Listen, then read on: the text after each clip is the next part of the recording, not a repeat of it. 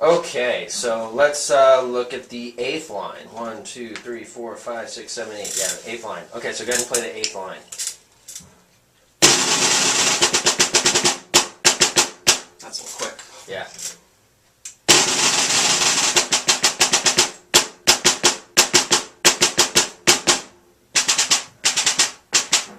Okay, you should recognize that this line is the same as the first line, except for that roll in the beginning. Right. So the first line is this.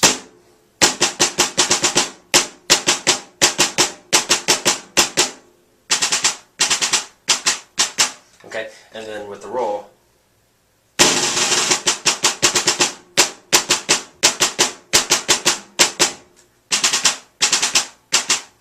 So that roll, let's talk about that roll. You know, it's almost kind of slow to play the 16th notes. So you could double it up.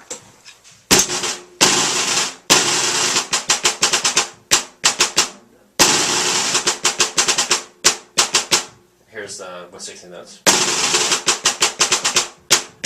So a way to make those 16th notes, if you do play the 16th note roll, just make sure you're really loose with those rolls.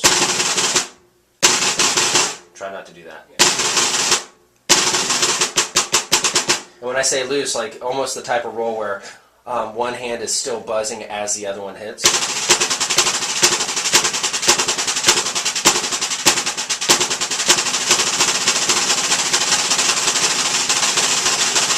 So you don't hear the beating in between like this would be.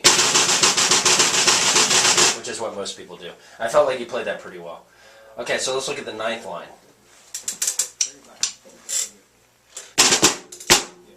Oh, hold on. Oh, I'm sorry. Yeah. Skipped one. Yeah, ninth line. Gotcha.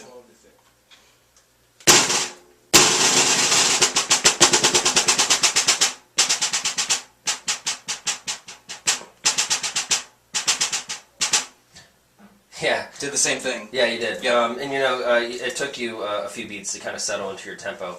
Always, before you play anything, always have in your head what you want it to sound like, then play it. Don't ever feel like you're rushed to play anything. Even if you're in an audition or a competition or anything, don't stand up to the snare drum and immediately start playing. Feel free to take a breath, think about the tempo in your head. Know for sure how you want to play it before you play it. Okay, do it again.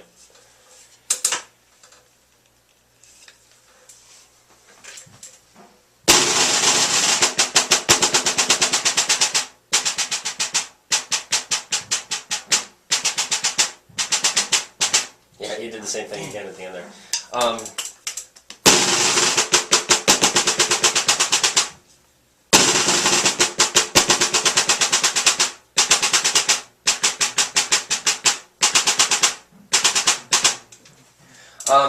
I feel like sometimes your triplets aren't too different than your 16th notes. It's almost like you're playing them at the speed of quintuplets, you know, instead of sextuplets.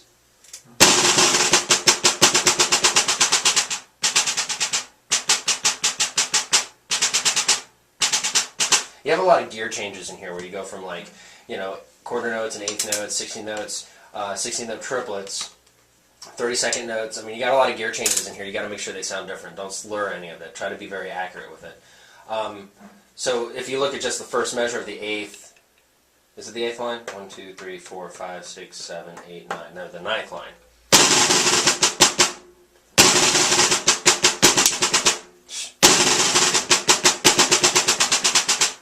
Play just that much.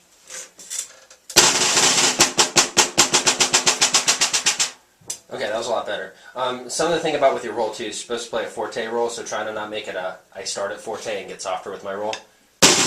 Try to keep it up.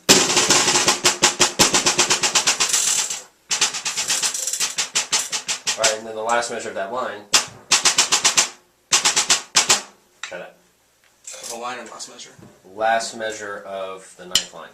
Ba-da-da, ba-da-da, ba-da-da, ba-da. Good. Alright, that was better. Okay, so 10th line. Second to last line. Try that.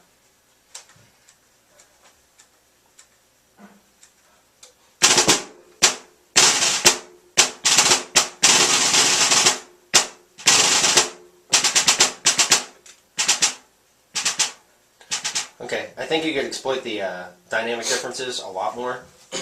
And then you did something interesting, but you fixed it. Second beat of the first measure, you played that 5-stroke roll. Yeah.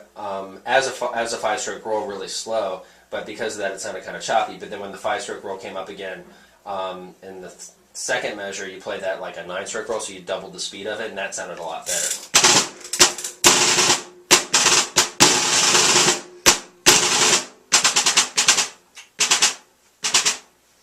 So exploit your dynamics more.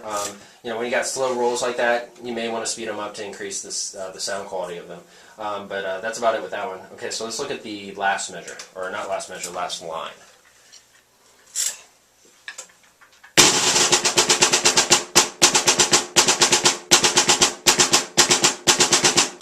Okay, do that again.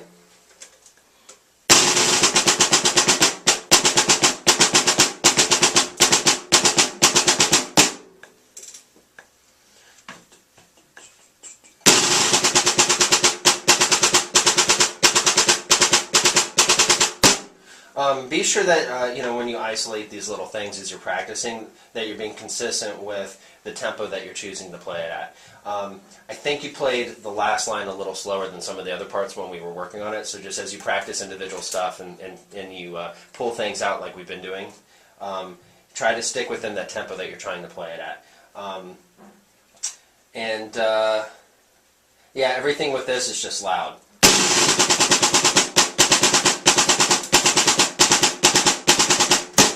And accent at the end, of course. All right. So, yeah, we just went over everything. I gave you kind of my tidbits on my opinions on each line and each measure. Do you have any questions about any of this?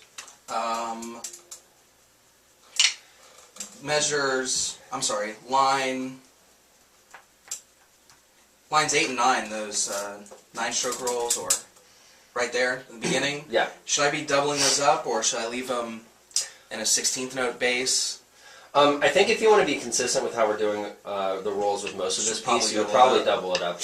Even though it's a quarter note roll, and traditionally you would do that as a 9-stroke roll, you may, because it's a kind of a slower tempo, you may want to double it up. But again, like that's sort of subjective. Like, listen to how you play these rolls, either as 9-stroke rolls or as I guess it would be 17-stroke rolls, and see which you think sounds better. Sometimes. They do sound very different. Like at a slower tempo, the 9-stroke roll and the 17-stroke roll is going to sound very different when you're putting it in the space of a quarter note. So, it's not a bad idea to even record yourself and listen to how you sound when you play it both ways, and just pick one. But when it comes time to doing an audition or a competition, and if someone asks you, why you played it that way, have an answer for them. You can say stuff like, well, I didn't play it very well as a 9-stroke roll, so I chose to do it as a 17-stroke roll, and I played it really well that way, and so that's how I play it. Yeah, so that's more gray area. Yeah, and I wouldn't even call it a gray area. It's like, it's still sort of black and white, but it's just more like, if you have 4 16th notes, do you play a paradiddle, or do you play a double-stroke roll, or do you play singles? It's really just kind of a matter of context and preference and sound quality. For this kind of piece, it's a more sound quality than anything else. This is a piece that you play as a snare solo. It's not so much a performance art piece where the visual thing is as important, but if you wanted to make it a visual thing, then you would use probably more alternating sticking and tricky stuff and all that.